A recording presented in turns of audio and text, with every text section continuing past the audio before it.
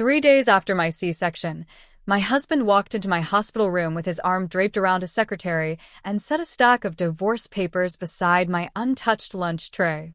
"Take $3 million and sign it," he said flatly. "I only want the kids." That moment, precise and irreversible, was when Daniel Mitchell ruined his own life. He just didn't realize it yet. Truthfully, neither did I.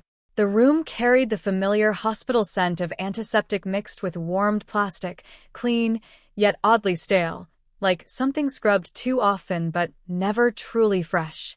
Every slight movement sent a sharp burn through my incision. Sleep had barely touched me since the surgery. 2 bassinets rested near the window. Emma and Grace, my daughters, only 3 days old. Afternoon sunlight filtered through the blinds, laying thin golden stripes across their blankets. One of them stirred, letting out a faint, squeaky sound, the kind that makes your heart leap before your mind catches up. Daniel didn't even look at them. He stood at the foot of my bed as if we were discussing something mundane, like a contractor's estimate. "Carolyn," he said with a tired sigh, "let's not make this complicated." Behind him stood Lindsay Parker, 32, blonde, perfectly poised, the executive assistant who had been working at Mitchell Construction for the past 2 years. She didn't look guilty, just slightly uncomfortable, like someone waiting for a meeting to end. Daniel slid the envelope toward me. "I had a lawyer prepare everything," he said. "It's fair." My fingers felt numb as I lifted the documents.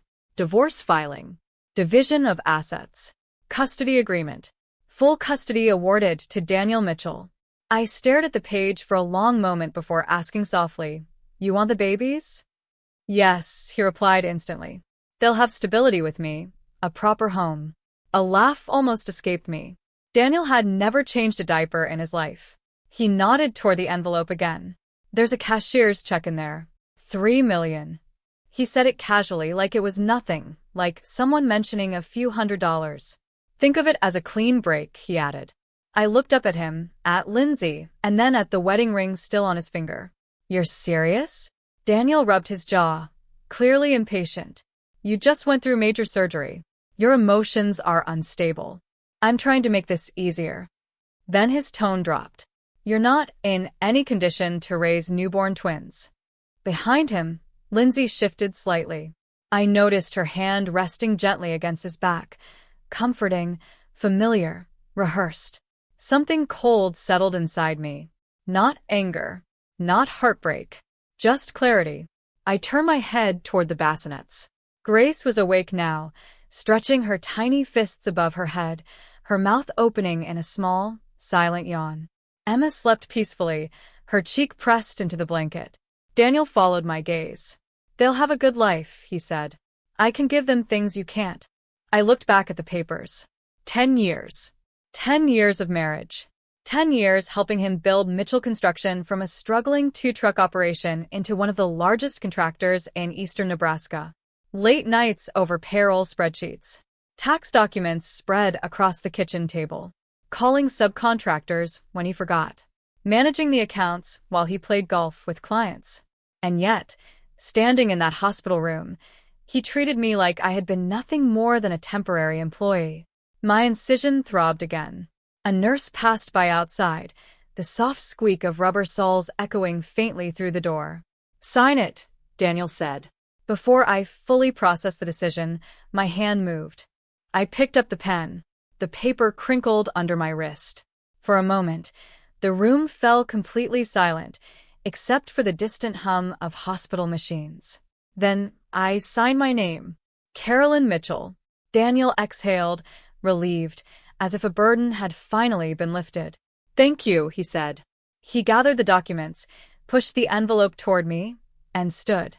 "Our lawyers will handle the rest." Lindsay offered a small, tight smile.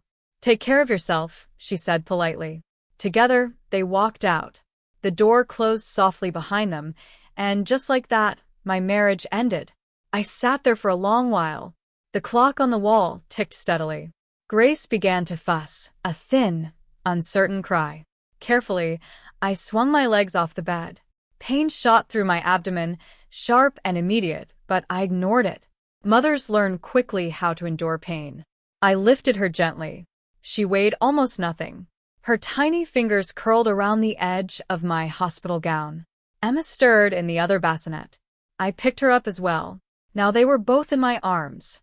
My daughters. Daniel thought I would walk away from them. The idea was almost laughable. I leaned down and kissed Emma's forehead, then Grace's. "Your father doesn't know me at all," I whispered. The room grew quiet again, filled only with their soft breathing. I eased myself back onto the bed and reached for my phone. There was only one person I trusted right now, Janet Alvarez, a retired nurse and my closest friend since college. She answered on the second ring. "Carolyn, is everything okay?" "No," I replied quietly. There was a pause. Then her voice sharpened. "What happened?" I glanced toward the door. "Daniel came to the hospital today." Another pause. "With Lindsay," I added. Janet muttered a curse under her breath. "What did he do?" "He offered me $3 million to give him the babies." Silence. Then, slowly, she said, "Please tell me you threw something at him." "No," I answered. "I signed the papers." Janet went completely still. "Carolyn, I need your help." The words felt heavy in my throat as I forced them out. "I'm leaving tonight." A long breath came through the phone before the response came. "Are the babies coming with you?" "Yes," she answered immediately. "I'll be there in an hour." Night settled early that evening. Hospitals always feel different after dark, quieter, the lights dimmer, the hallways echoing more than usual. Janet arrived wearing scrubs with a denim jacket thrown over them. She stepped into the room, then froze when she saw the twins. "Oh my God," she whispered, her eyes softening instantly. "They're beautiful." She leaned over the bassinets, then looked back at me. "You ready?" "Not really." "That's okay," she said gently. "Most big decisions start that way." She moved quickly and efficiently. That was the nurse in her. Within 20 minutes, we had the babies wrapped in hospital blankets and secured into infant car seats. Janet carried one. I carried the other. Every step down the hallway pulled painfully at my incision, but adrenaline is a powerful thing. No one stopped us. Hospitals are busy places, and two women leaving with newborns didn't raise any alarms. Outside, the Nebraska night air felt cool against my face.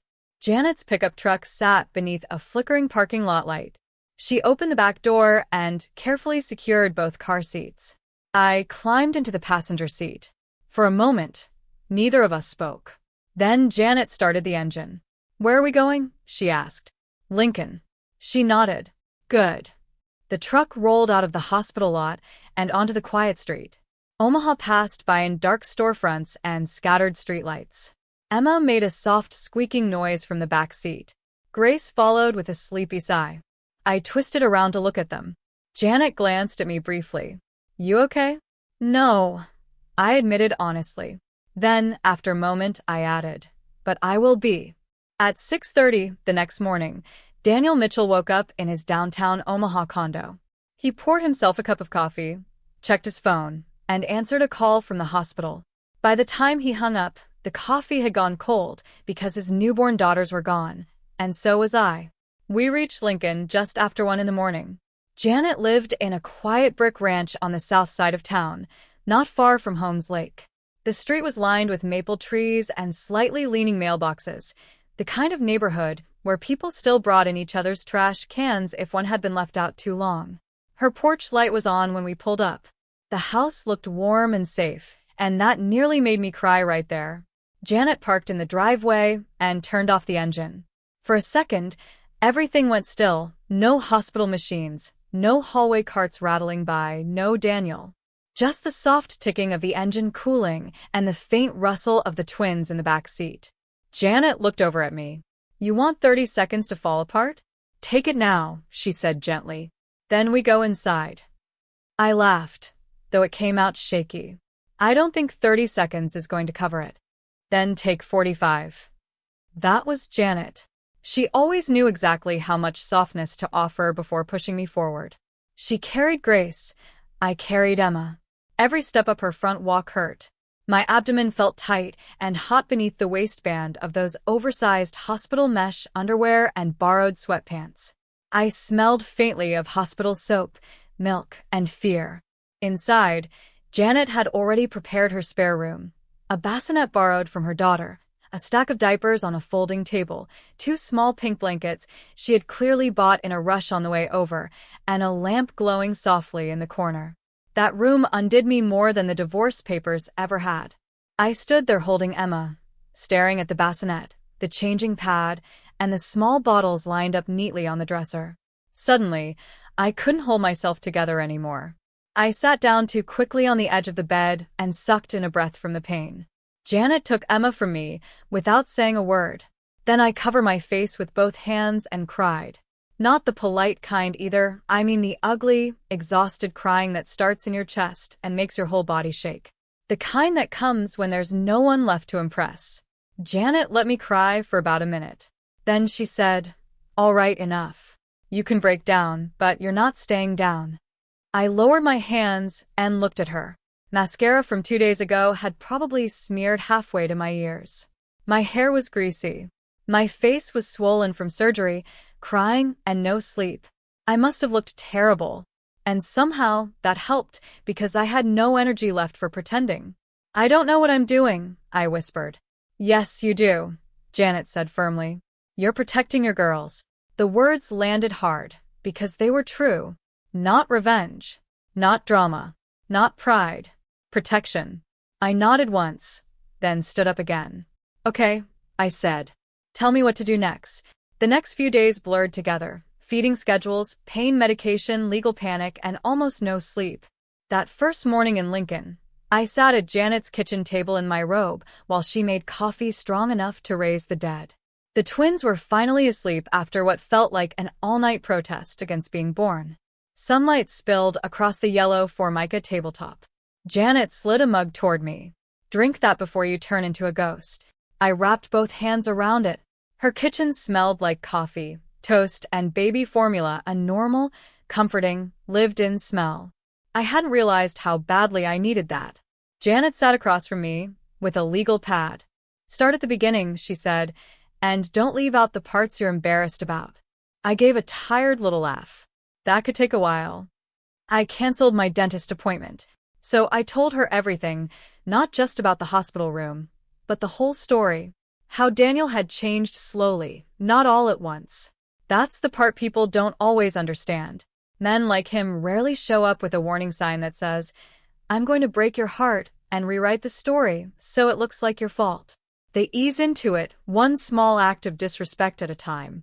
10 years earlier, when we were still living in Fremont and Daniel had just one truck and a helper named Rick, we used to sit at our tiny kitchen table and dream out loud. He would say things like, "Once the business gets steady, we'll breathe easier," or "One more good year, and we'll finally take that trip to Colorado." I believed him. Back then, I handled the books after dinner, while he drove around bidding jobs. I took care of invoices, payroll, permit fees, workers' comp, paperwork, tax deadlines, all the small, thankless details no one ever applauds. Daniel had charm. I had discipline. Together, we built something real. At least, I believed we did. As the company expanded, Daniel became the public face of Mitchell Construction. He upgraded to finer suits, more expensive watches, and even secured a country club membership in Omaha.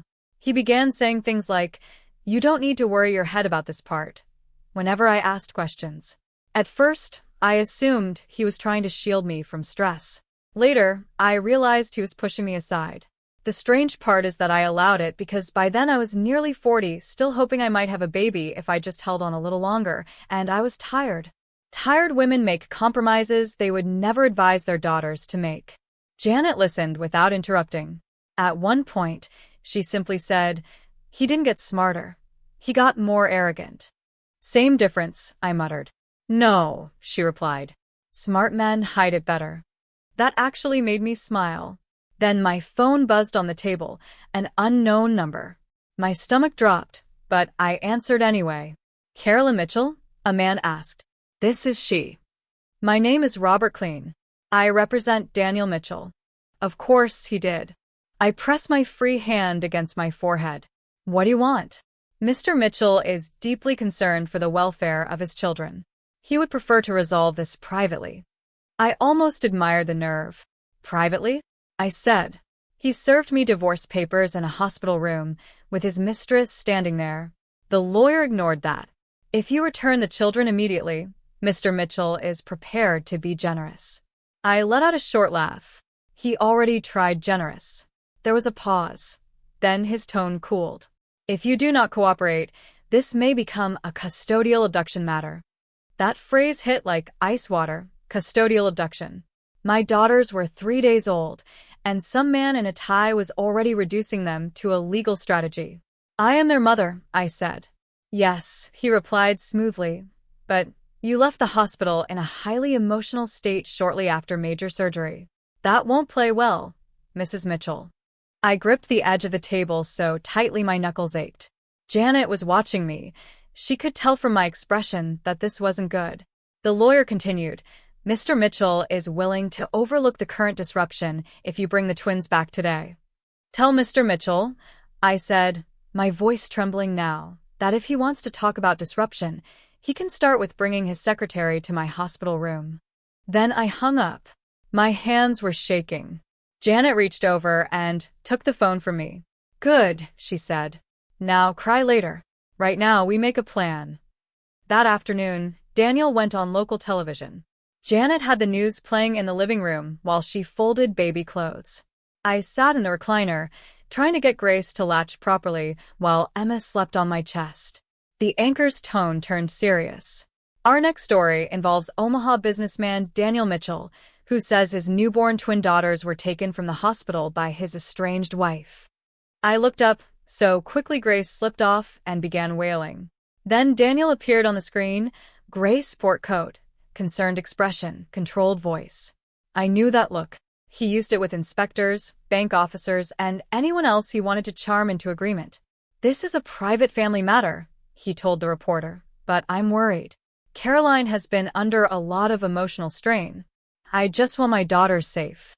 I stared at the screen. He even looked tired, in a flattering way, like a man nobly carrying a burden.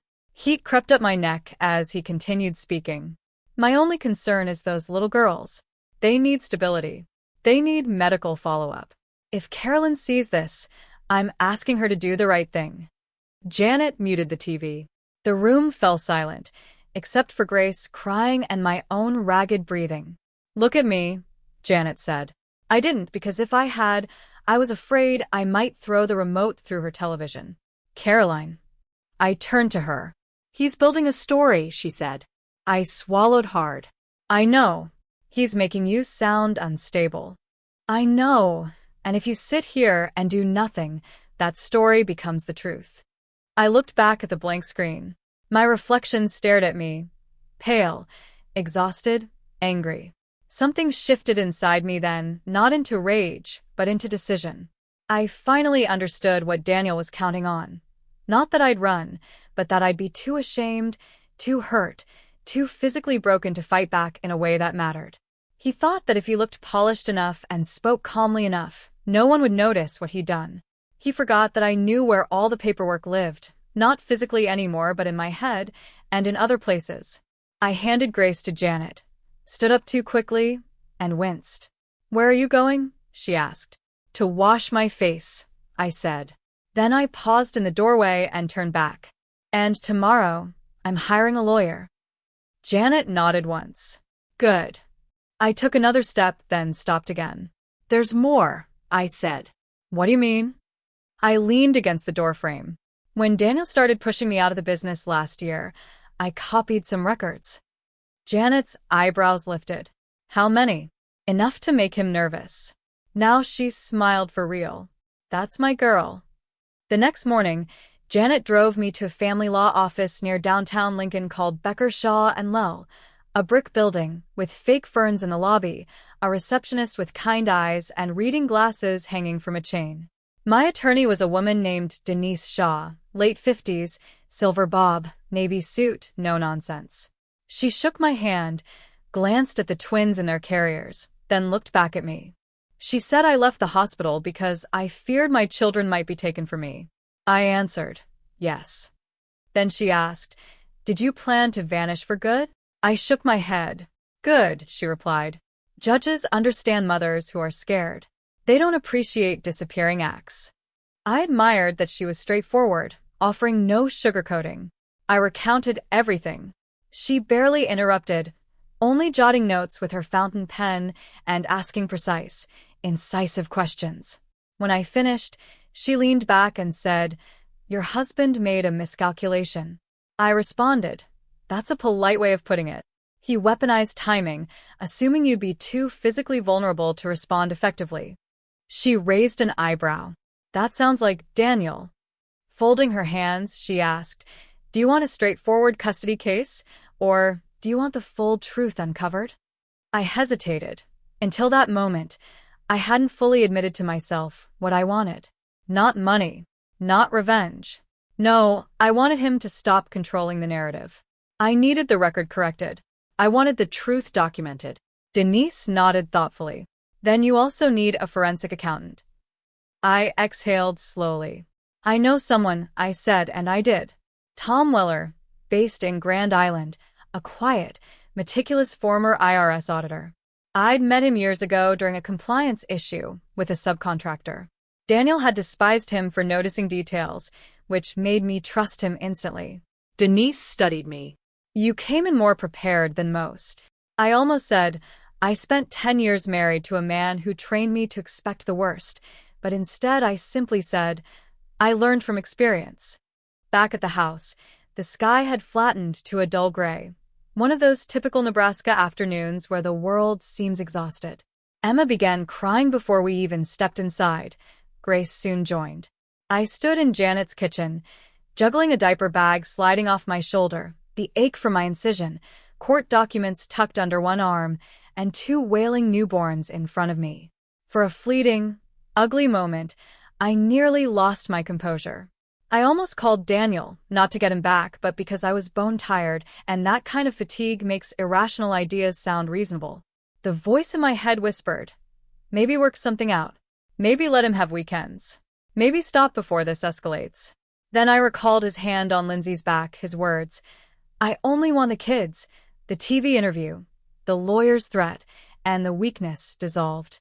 Not entirely, nothing ever disappears that neatly, but enough. I picked up Emma, then Grace, and, allowed to no one but myself and my 2 tiny daughters, I vowed they were not going back. That night, after Janet went to bed, I sat at her dining table under the warm glow of the yellow light fixture, Tom Weller's number scribbled on a receipt beside me. The twins were finally asleep in their bassinet. My body ached, my eyes felt gritty, yet for the first time since leaving the hospital, I was no longer merely reacting. I was strategizing. I picked up the phone and dialed. 2 days later, Tom drove down from Grand Island in a silver Ford Taurus that looked like it had never exceeded the speed limit, a perfect match for him. Early 60s, built like a fence post, thinning gray hair, and a face that inspired accidental trust. He wore a brown sport coat, practical shoes, and carried a black accordion file that could have been older than one of my twins. When Janet answered, he nodded politely and said, "I brought my own calculator." Janet blinked. "Well, that's reassuring." He offered the faintest smile. I liked him instantly. We sat at Janet's table while the twins slept in the bassinet by the living room window. Occasionally, one stirred, making a tiny snuffling sound. I glanced up instinctively. Tom noticed but said nothing, instead opening his file. "Show me what you kept," he said. I had more than Daniel would have guessed, not everything, of course. I'm no magician.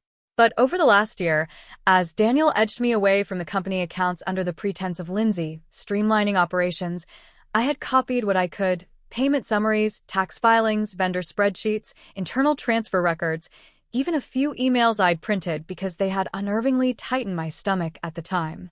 I spread the papers across Janet's table, nestled between a sugar bowl and a jar of wooden spoons. Tom adjusted his glasses and began sorting silently. For the first half hour, he barely spoke, stacking neatly and scribbling tiny notes. Then he asked, "Did Mitchell Construction always work with Prairie West Logistics?" "No," I replied. "They started about 18 months ago."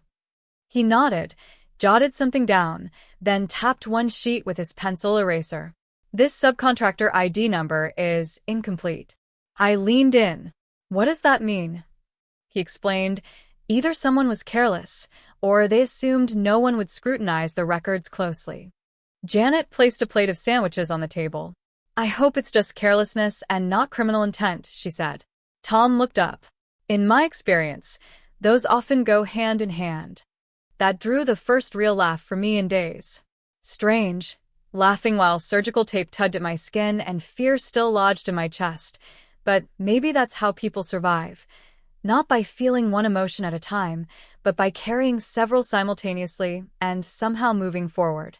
By late afternoon, Tom had covered half the table with organized piles. Finally, he leaned back, exhaling. Well, he said, the word waited. Janet folded her arms. That sounds bad. Tom studied me first. Do you want the cautious version or the plain one? The plain one, I said. He nodded. Your husband has been moving company funds through shell vendors. I stared. How much? He slid a sheet toward me. This is only what I could reasonably trace from the records you saved. Around 1.8 million over 14 months. The number made the room feel suddenly smaller. I looked down at the paperwork, then back at him. For what? That, he said, is where it gets interesting. He picked up a second stack and pointed to several line items. Luxury furniture deliveries, interior design charges, mortgage payments, utility hookups, all assigned through vendor reimbursements that had no business relation to construction. Does this address mean anything to you? He asked. I looked at the page. West Maple Road, Omaha. Number. Then I looked again and something clicked. I'd seen that zip code on a forwarded mail slip once, months earlier, in Daniel's glove compartment. Not a business address. A home. I sat back slowly. He bought her a house. Tom didn't answer right away, which was answer enough. Janet muttered something in Spanish under her breath that I didn't quite catch, but it definitely wasn't church language. For a few seconds, I just sat there, hearing the refrigerator hum and one of the babies sigh in her sleep. A house. While I was doing fertility injections in our bathroom for 2 years, praying maybe this round would be the round that worked, Daniel was buying his secretary a house. I should tell you something that isn't flattering. I didn't cry. I didn't fall apart. I got embarrassed. Not because of him, because of me. Because there's a particular kind of humiliation that comes with finally seeing how long you've been lied to. You start replaying old conversations and realizing the truth had been sitting right there in the room with you, smiling while you poured the coffee. Tom must have seen something on my face because his voice softened a little. This is not on you. I looked at him. He shrugged once. Men like Daniel rely on confidence, not brilliance. Confidence. They count on other people doubting themselves first. That helped more than he probably knew. I stood up carefully, walked to the bassinet, and checked on the twins, even though they were fine. Emma's hand had slipped out from under her blanket. I tucked it back in. When I turned around, Janet was watching me. You okay? She asked. No, I said. Then I took a breath. But I'm listening. So Tom kept going. The shell companies were flimsy. At least two appeared to exist, mostly on paper. Prairie West Logistics had no proper operating history. Another subcontractor, Midwest Earth Solutions, shared a mailing address with a UPS store. The false invoices weren't elegant either, just frequent enough and scattered enough that a lazy reviewer might skim past them. Daniel had gotten sloppy. Or maybe greedy. Tom tapped the stack again. He's making a big move, he said. That's usually when people get careless. What kind of big move? He looked over at me. Mitchell Construction is up for the Nebraska Highway resurfacing contract, right? I nodded. It was the one Daniel had been obsessed with for months. $40 million, state-level visibility. The kind of contract that moved a local company into a different category entirely. Tom folded his hands. If he lands it, he'll use the wind to bury questions. People love success. It makes them less curious. Janet sat down again. So, what are we talking about here? Tax fraud, embezzlement. Tom gave one of his careful, little non-committal shrugs. I'm talking about enough misconduct to trigger a closer look. Maybe several. I lower myself back into my chair. The babies were still asleep. Janet's clock ticked on the wall. Outside, somebody's dog barked twice, and then stopped. Normal sounds. A very abnormal conversation. My phone buzzed on the table. This time, it was Denise Shaw. I answered right away. "Carolyn, how are the girls?" she asked. "Asleep for once." "Good. I just got off the phone with opposing counsel." I closed my eyes for a second. "Let me guess. Daniel is concerned. He's petitioning emergency temporary custody." A flush of heat spread through me so fast it made my ears ring. "On what grounds?" "He's claiming you're medically fragile, emotionally compromised, and in hiding with the twins." Janet heard enough from my face alone to know it was bad. Tom quietly started gathering one section of papers into a separate folder. "What does he want?" I asked. Denise's voice stayed calm, which somehow made it worse. "He wants the children produced before the court within 72 hours. I pressed my hand against my incision, not because it hurt more in that moment, but because I needed something solid to hold on to. "And if I do that, then he'll present himself as the stable parent with resources." I laughed once, short and humorless. "Resources, that's one word for stolen money." There was a beat of silence on the line. Then Denise said, "Do you have something?" I looked at Tom. He gave the tiniest nod. "Yes," I said. "Maybe." "Good," she said. "Because if what you have is what I think it is, we stop playing defense." After I hung up, Janet said, "I hate that man so much." Tom corrected her mildly. "You hate his timing as a person. He may also be unpleasant." That actually made Janet laugh. I didn't. Not yet. Because Denise's words were still hanging in the air, we stopped playing defense. That night, I barely slept. The twins were up every 2 hours. My stitches itched and burned. My milk came in harder, which meant engorgement, crying babies, damp nursing pads, and one point around 3 o'clock in the morning, when I sat on the edge of Janet's bed in the dark and seriously considered whether I was strong enough for any of this. That's the truth. People love stories where a woman gets betrayed and instantly turns into some sharpied, avenging angel in perfect lipstick. That was not me. At 3 o'clock in the morning, I was in an oversized t-shirt with one breast leaking through it, trying not to wheeze every time I stood up, praying both babies wouldn't start screaming at once. And for 1 week, ugly moment, I thought maybe Daniel should just have what he wants. Not because he deserved it, but because I was tired enough to picture surrender as relief. Then Grace cried. Just one sharp little cry from the bassinet by the dresser. I got up, picked her up, and held her against my shoulder. Her tiny body settled almost immediately, warm, trusting mine. I looked over at Emma, asleep beside her sister, and felt something in me harden again, not into cruelty, into steadiness. Daniel wanted me overwhelmed, ashamed, cornered, fine, but tired women still know how to count. The next afternoon, Denise came to Janet's house in person. She arrived with a leather briefcase and the expression of someone who had not been impressed by a man in a suit in at least 20 years. Tom laid out what he'd found. She listened, asked precise questions, and read the papers one by one. She never rushed, never dramatized. I liked that about her. Finally, she set the last page down. "This is serious," she said. Janet, from the kitchen doorway, muttered, "That's lawyer for jackpot." Denise almost smiled. Then she turned to me. "There's a hearing next month before the Nebraska Department of Transportation Review Board. Mitchell Construction is expecting preliminary approval on the highway contract. I know they'll present financial viability, compliance, and executive reliability. Which becomes more interesting if executive reliability is fictional," Tom added. Denise nodded. "If we file too early, Daniel's lawyers will frame this as a vindictive marital dispute. He'll bury us in motions, delay, spin, charm, all the usual tricks." I knew that pattern. Daniel loved looking reasonable while setting fire to the room. "So, what are you saying?" I asked. She folded her hands on top of the file. "I'm saying the best place to expose this may not be family court." Janet stepped fully into the room now. "Then where?" Denise looked at me. "At the contract hearing." The words just sat there for a second. At the hearing publicly a week earlier. Even hearing that idea might have made me shut down, but now I could see it. "Daniel, up front in one of his tailored jackets, talking about integrity and family values, while the board considered handing him $40 million. He'd be polished, confident, untouchable, until he wasn't. Still, my stomach turned. If I do that, I said slowly, and this becomes an investigation, the company could fall apart. Yes, Denise said. My girls could lose whatever financial future they'd have through him. She didn't argue because that part was true.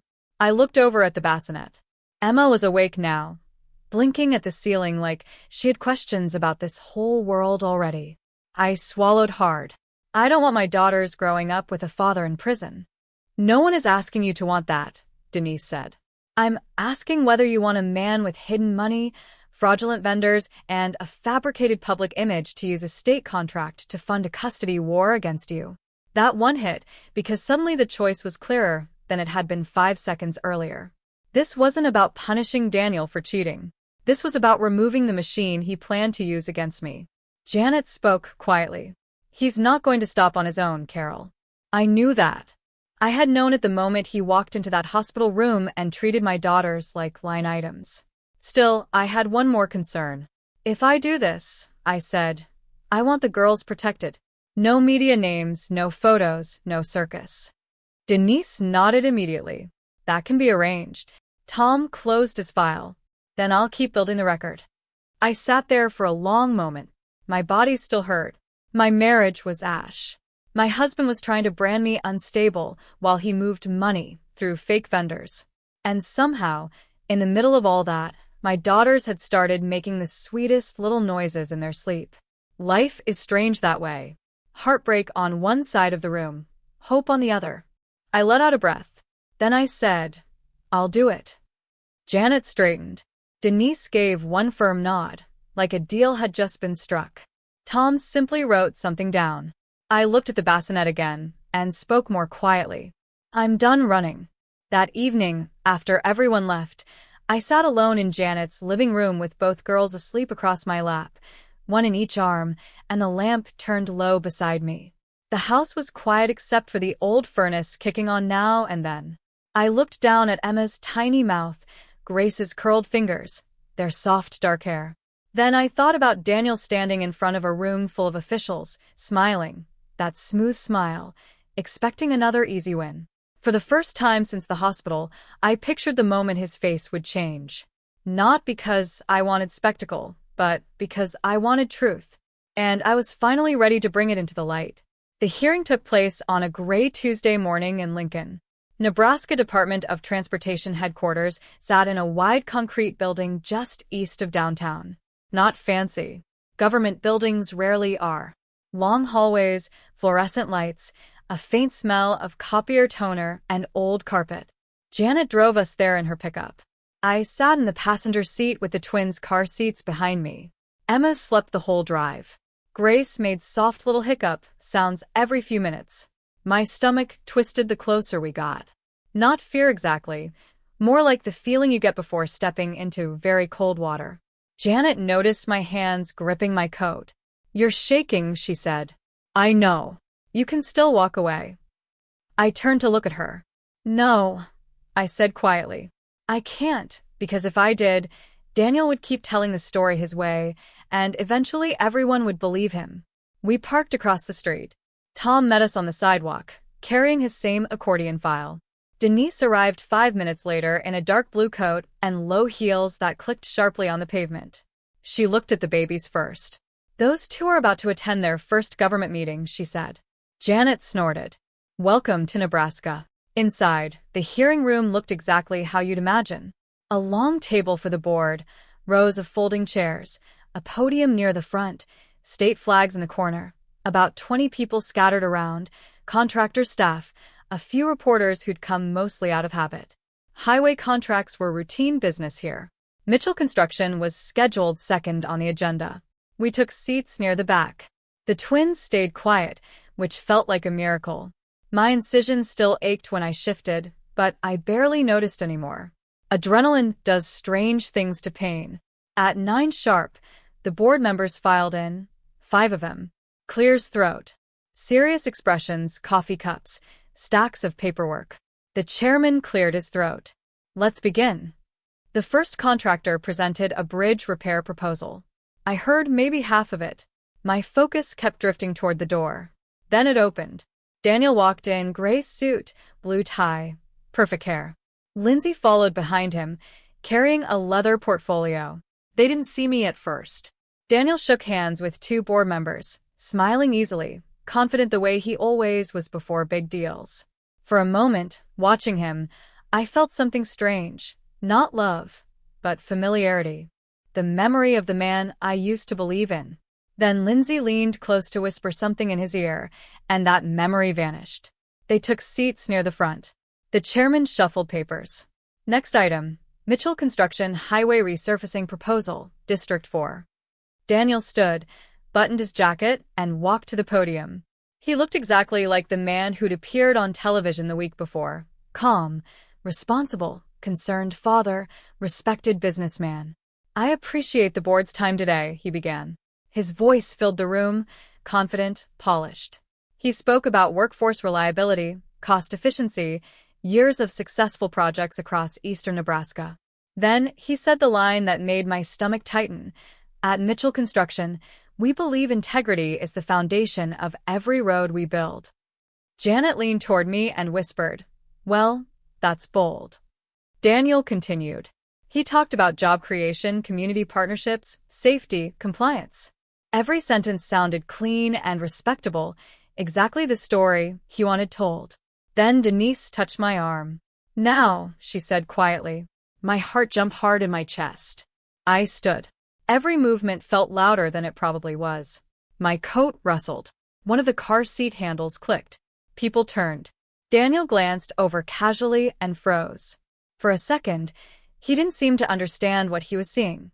Me, standing in the back of the hearing room, holding Grace with Emma sleeping in the carrier beside Janet. His mouth opened slightly. "Carolyn." The room fell quiet. The chairman frowned. "Ma'am, do you have business with this proceeding?" Denise stepped forward beside me.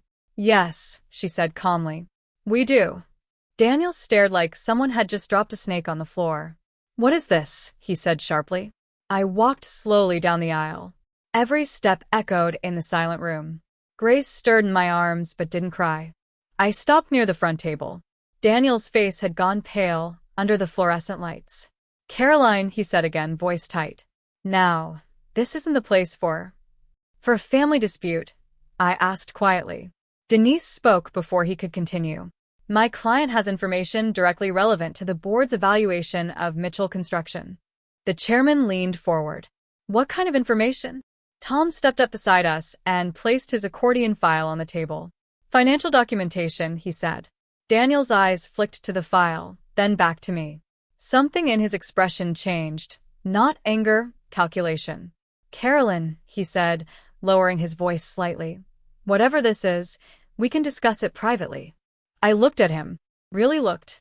This was the man who thought $3 million could make me disappear. I shook my head once.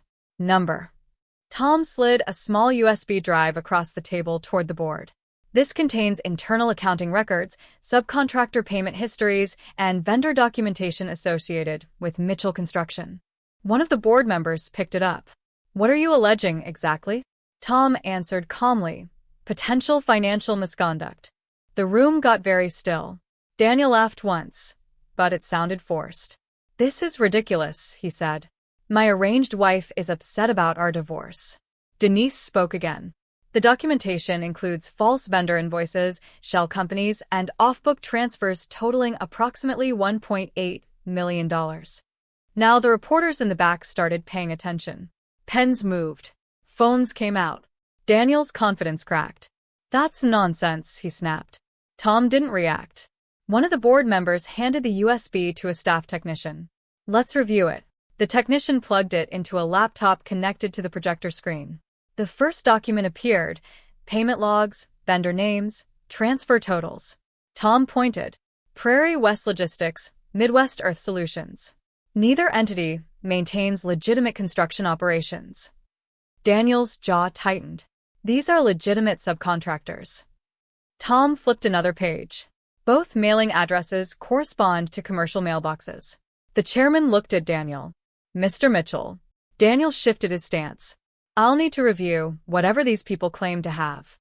Then another document appeared on the screen, an email from Lindsay Parker, subject line, vendor transfer. The room read silently as the message displayed. Don't worry, I moved the funds through Prairie West again. Same method worked last quarter. Lindsay's face went white. Daniel turned toward her. What is this? She looked stunned. I didn't. Another email followed. This one referenced a property purchase. Mortgage payment confirmation attached. The address appeared on screen. West Maple Road. The board members exchanged glances. One of them leaned toward the microphone. Mr. Mitchell, is this property connected to your business operations? Daniel's voice had lost its smooth edge. Number. Tom spoke quietly. Company funds paid the mortgage. That was when Daniel exploded. This is harassment, he shouted. A bitter divorce stunt. Grace shifted in my arms. I bounced her gently, without looking away from him. No, I said. My voice stayed steady. I spent 10 years keeping your book straight. Daniel pointed at me. You're trying to destroy everything. I shook my head. No, I said softly. You did that when you started lying. Silence spread across the room. The chairman cleared his throat. Given the seriousness of these allegations, this board is suspending Mitchell Construction's contract consideration pending a full investigation. A reporter whispered something excitedly behind us. Daniel looked around like the room had suddenly tilted. You can't do this, he said. But the decision had already been made. The chairman gathered his papers. This meeting is adjourned. Chairs scraped the floor. People stood. Phones rang. Daniel turned back toward me, eyes blazing. You've ruined my company. I adjusted Grace against my shoulder. No, I said again. I just stopped protecting it. Then I turned and walked out of the room. Janet followed with Emma. Tom closed his file. Denise gave Daniel one polite nod before leaving. Outside, the cool Nebraska air felt different somehow. Lighter. Janet looked at me. Well, she said. That was something. Grace yawned against my shoulder. Emma stretched in her seat. I looked down at them both. And for the first time since the hospital room, my chest felt like it could finally breathe again. The investigation started faster than I expected. Within a week of the hearing, 2 state auditors showed up at Mitchell Construction's office in Omaha. By the end of that same week, Daniel's company accounts were frozen pending review. The story made the Omaha World Herald and 2 local TV stations, not front-page screaming headlines. Nebraska isn't a place that enjoys spectacle, but the facts were there. Questions about subcontractors, suspended contract review, financial irregularities. Daniel called me 3 times that first day. I didn't answer. The 4th time, Denise called instead. He'd like to speak with you through counsel, she said. That sounds healthier for everyone, I replied. By then, the twins were almost 5 weeks old. Life had settled into a strange, quiet rhythm at Janet's house. Feedings every few hours, laundry that never seemed to end, stacks of diapers, the small, repetitive routines of caring for newborns. For a while, that rhythm felt like the only stable thing in my life. Outside Janet's kitchen window, October crept into Nebraska slowly. The leaves around Holes Lake started turning copper and red. Mornings smelled like cold air and wet grass. Inside the house, the twins grew stronger. Emma liked to stretch her arms straight out like a tiny weightlifter. Grace had a habit of scrunching her face before every yawn. Those little things anchored me more than any legal strategy ever could. One afternoon, Janet sat across from me at the kitchen table while I bounced Grace gently on my knee. You look different, she said. How less like someone waiting for the sky to fall. I thought about that. Maybe because it already did. She nodded slowly. Fair point. The legal process moved in its usual slow, careful way. Daniel's lawyers tried to argue that the financial records were being misinterpreted, but Tom's documentation held up. The shell vendors were real enough on paper to fool quick audits, but under real scrutiny, they unraveled fast. Mailbox addresses, missing equipment records, payments routed through personal accounts. Daniel had counted on no one ever digging deeply. That was his mistake. 2 months after the hearing, the state formally withdrew Mitchell Construction from contract eligibility pending the outcome of a broader investigation. That same week, the custody hearing took place. This time, the courtroom was much smaller than the hearing room had been. Just a judge, a clerk, Denise, Daniel's attorney, and the two of us sitting across from each other. Daniel looked older. Not dramatically, but the polish had faded. The confidence he used to wear like armor now seemed thinner. He barely glanced at the twins in their carriers. The judge reviewed the situation carefully. Evidence of financial misconduct, pending investigation, public statements Daniel had made about my mental stability that no longer held much weight given the surrounding facts. Finally, after nearly an hour of questions and arguments, the judge folded his hands and said, "For the time being, primary custody will remain with the mother." Just like that, not dramatic, not triumphant, but solid. Daniel closed his eyes briefly. The hearing ended a few minutes later. Outside the courthouse, he stopped me near the sidewalk. "Carolyn." I turned. For the first time since the hospital, we stood face to face without lawyers or reporters around. "You didn't have to do this," he said. His voice wasn't angry, just tired. I thought about that for a moment. "You're right," I said. That seemed to surprise him. "You didn't." "No," I said calmly. "You did." He rubbed the back of his neck, looking out toward the street. "I never thought you'd fight like that." I shifted Grace in my arms. "Neither did I." For a moment, we both stood there in silence. Then he said quietly, "What happens now?" I answered honestly, "You figure out what kind of father you want to be." Because despite everything, that part was still his choice. He nodded once. Then he walked away. I didn't watch him go. 6 months later, my life looked very different from the one Daniel had tried to negotiate in that hospital room. The twins were thriving. Emma laughed easily. Grace studied everything like she was already planning something. Janet still came over twice a week, usually bringing groceries and commentary about my cooking. "You're a good bookkeeper," she told me one night. "But we need to talk about your chili." "That's rude," I said. "It's honest." Denise helped me finish the paperwork to open my own small accounting service. Nothing flashy, just helping local contractors keep their books clean and avoid the exact kind of mess Daniel had created. The day I registered the business name, the clerk behind the counter asked for the company name. For a second, I hesitated. Then I said, "Carolyn Hayes Accounting." Hayes was my maiden name. It felt good saying it again, like stepping into sunlight after being inside too long. The $3 million Daniel had given me sat untouched in a savings account. I didn't spend it, not because I was proud, because someday it would belong to Emma and Grace, a reminder of where their story started and where it didn't end. Some evenings, after the twins were asleep, I'd sit on the back porch of my small Lincoln townhouse and listen to the quiet. Nebraska nights have a certain calm to them. Wind through the trees, the occasional distant train, peace, in other words. And sometimes I'd think about that hospital room. The smell of disinfectant, the envelope sliding across the tray table, Daniel saying, "Take $3 million and sign it." At the time, he thought he was buying freedom. What he actually bought was the moment I finally stopped protecting his version of the truth. Life doesn't always hand you justice, neatly tied with a ribbon. But every once in a while, it gives you a chance to stand up and correct the story. And if you're brave enough to take that chance, things can change in ways you never expected. Emma stirred inside, through the baby monitor.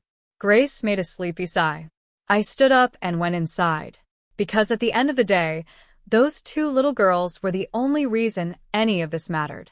If this story meant something to you, share it with someone who might need to hear it. And if you believe quiet strength deserves a voice, feel free to follow along for more stories like this. Thank you for listening.